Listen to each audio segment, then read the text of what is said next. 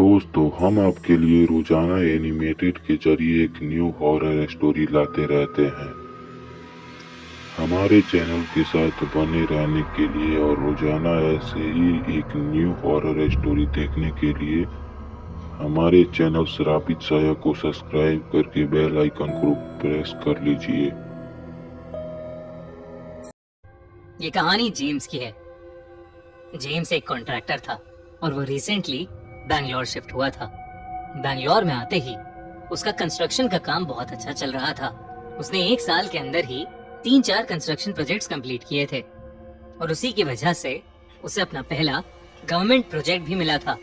वो प्रोजेक्ट वैसे तो काफी छोटा था, पर जेम्स को उसे पूरा करने के लिए नॉर्मल से काफी ज्यादा पैसे मिल रहे थे। वो प्रोजेक्ट असल में एक पुराने खंडर घर को डेमोलिश करने का था।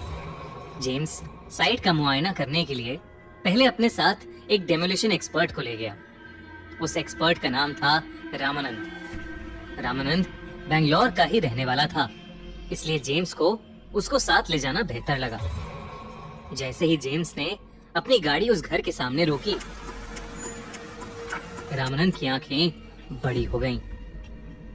जेम्स ने जब उस घर की तरफ इशारा किया तो रामानंद हड़बड़ाकर कुछ बड़बड़ाने लगा। उसके पसीने छूटने लगे।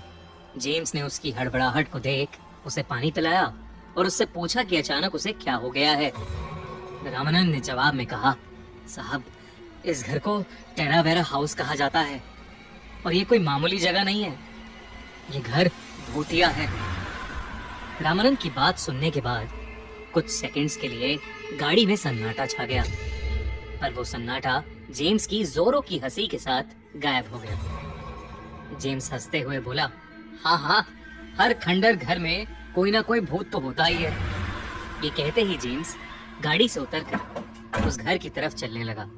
वहीं रामानंद गाड़ी से उतरा ही नहीं और गाड़ी के अंदर ही जेम्स को रुकने के लिए आवाज लगाता रहा, सर मत जाइए सर, अंदर सर। जेम्स समझ गया था कि रामानंद घर के अंदर नहीं आने वाला था, इसलिए उसने अकेले ही घर का मुआयना करने का सोचा।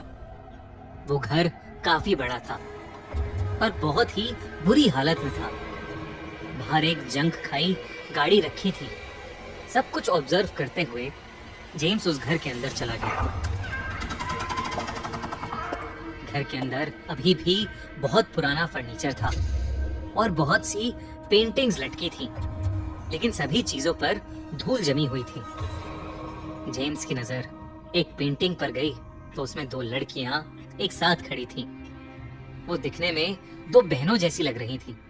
जेम्स का ध्यान पता नहीं क्यों उस पेंटिंग पर ही रुक गया, पर तभी उसे घर के अंदर से पियानो के बजने की आवाज आई।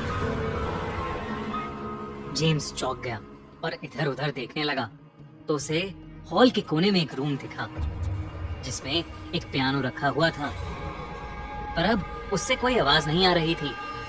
जेम्स जैसे ही वापस पलटा तो उसने देखा कि उस पेंटिंग में अब 2 की जगह सिर्फ एक ही लड़की थी। ये देखकर जेम्स को कुछ समझ नहीं आया। इतने में वो कुछ सोच पाता कि उससे पहले ही कमरे में पड़ा वो पियानो अब ऐसे बजने लगा मानो जैसे कोई प्रोफेशनल म्यूजिशियन उसे बजा रहा हो। जेम्स पीछे मुड़ा तो उसके सामने पियानो की कीज दब रही थी, पर वहां उन कीज को दबाने वाला कोई भी नहीं था। अब जेम्स घबराने लगा था और उसकी हालत घबराहट के मारे खराब होने लगी थी। वो जहां से आया था उसी रास्ते पर वापस भागने लगा, पर जैसे ही वो दरवाजे के पास पहुंचा, वो दरवाजा अपने आप जेम्स के मुंह पर बंद हो गया। जेम्स उस अंधेरे से भरे घर में बंद हो गया था। वो जोर जोर से दरवाजे को पीटने लगा। वो जैसे जैसे दरवाजे पर अपने हाथ मार रहा था, वैसे वैसे एक बड़ी सी काली परछाई ने उसे ढक लिया और जेम्स अचानक ही बेहोश हो गया। कुछ देर बाद उसकी आंख खुली तो उसके सर पर चोट लगी हुई थी और उसके चेहरे पर किसी के नोचने के निशान थे। जेम्स आंख खुलते ही फिर से दरवाजे को पीटने लगा। वो अब चीख चीख कर रामानंद को आवाज लगाने लगा, पर बाहर से कोई जवाब ही नहीं आया। जेम्स जल्द से जल्द वहां से बाहर निकलना चाहता था। उसने अपने दिमाग को शांत किया और बाहर निकलने की तरकीब सोची।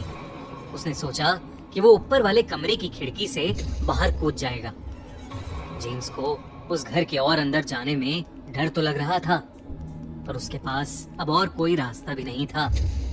जेम्स दिल पक्का करके सीढ़ियों तक पहुंच गया, पर जैसे ही उसने पहली सीढ़ी पर पैर रखा, उसके पीछे से फिर से एक काली परछाई गुजरी। जेम्स तुरंत पीछे मुड़ा, पर इस बार वहां कोई भी नहीं था। जेम्स जैसे जैसे वो सीढ़ियां चढ़ रहा था, उसे किसी औरत के रोने की आवाजें आने लगी। जेम्स उन सभी आवाजों को इग्नोर करता हुआ बस सीढ़ियां चढ़ता जा रहा था। ऊपर पहुंचकर जेम्स को सामने के रूम में एक खिड़की दिखी। उस रूम में घुसते हुए जेम्स को डोर पर डॉल्सीज रूम लिखा हुआ दिखाई दिया। जेम्स चोटिल हालत में धीरे धीरे उस खिड़की के पास जाने लगा कि तभी उसे एक बेहद बुरी स्मेल आने लगी। उसने कमरे में नजर घुमाई तो वहां जो उसे दिखा, उसे देख उसका दिल दहल उठा। उस कमरे के बेड पर किसी औरत की एक सड़ी गली लाश पड़ी थी और उस लाश का गला कटा हुआ था। जेम्स ये खौफनाक दृश्य देख ही नहीं पा रहा था कि अचानक से कुछ डोलता हुआ जेम्स के पैरों में आ गया। जेम्स की नजरें जब नीचे अपने पैरों पर गईं, तो उसकी जान ही सूख गई। उस लाश का कटा हुआ सर जेम्स के पैरों में था। जेम्स उसे देख पीछे हुआ और नीचे गिर पड़ा। तभी वो सरकटी औरत की लाश बेड से खुद ब खुद उठी और उसने जेम्स के पैरों में पड़ा अपना भयानक सर उठाया और अपने शरीर से जोड़ लिया। वो औरत बेहद डरावनी लग रही थी। धीरे धीरे वो जेम्स के पास आती जा रही थी। जेम्स उससे दूर हटता जा रहा था कि अचानक जेम्स खिड़की के पास आ गया। वो औरत अब भी जेम्स के पास आ रही थी और जेम्स जैसे ही उसके डर से थोड़ा और पीछे हुआ, उसका पैर फिसल गया और वो खिड़की से सीधा नीचे गिर गया। बाहर रामानंद की नजर घर की खिड़की पर गई तो उसने जेम्स को खिड़की से नीचे गिरता देखा। अब सवाल जेम्स की जान का था, तो रामानंद ने हिम्मत की और घर के अंदर घुस गया। उसने देखा कि जेम्स नीचे पड़ा है और उसके सर से खून बह रहा है। लेकिन जब उसने ऊपर खिड़की की ओर देखा तो उसे वही औरत हंसते हुए दिखाई दी। रामानंद ने नीचे पड़े जेम्स को उठाया और जल्द से जल्द उसे लेकर घर से बाहर चला गया। वो जेम्स को सीधा हॉस्पिटल ले गया। कुछ दिनों बाद जब जेम्स ठीक हुआ तो रामानंद जेम्स से मिला और उसने उससे कहा कि जेम्स को उस दिन हंसना नहीं चाहिए था।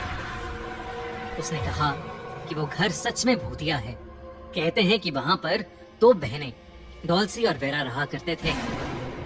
डॉल्सी एक पियानो टीचर थी और वेरा एक इंग्लिश टीचर थी। पर एक सुबह उस घर से डॉल्सी की लाश मिली। उस मर्डर की इन्वेस्टिगेशन करने पर ना तो कोई सबूत मिला और कुछ ही समय में वेरा भी उस घर को छोड़कर भाग गई। कहते हैं कि तब से उस घर में डॉल्सी की आत्मा का वास है। उस हादसे के बाद जेम्स की तो पूरी लाइफ ही पलट गई। उसके साथ जो हुआ वो शायद वो कभी नहीं भुला पाएगा। 2014 में फाइनली टेरावेरा हाउस को डेमोलिश कर दिया गया, लेकिन आज भी लोग उस घर के सामने से गुजरने से कपकपाते हैं। रोजाना ऐसे एनिमेटेड हॉरर स्टोरी देखने के लिए हमारे चैनल के साथ बने रहे। हमारे चैनल को सब्सक्राइब करके बेल आइकन को प्रेस करें।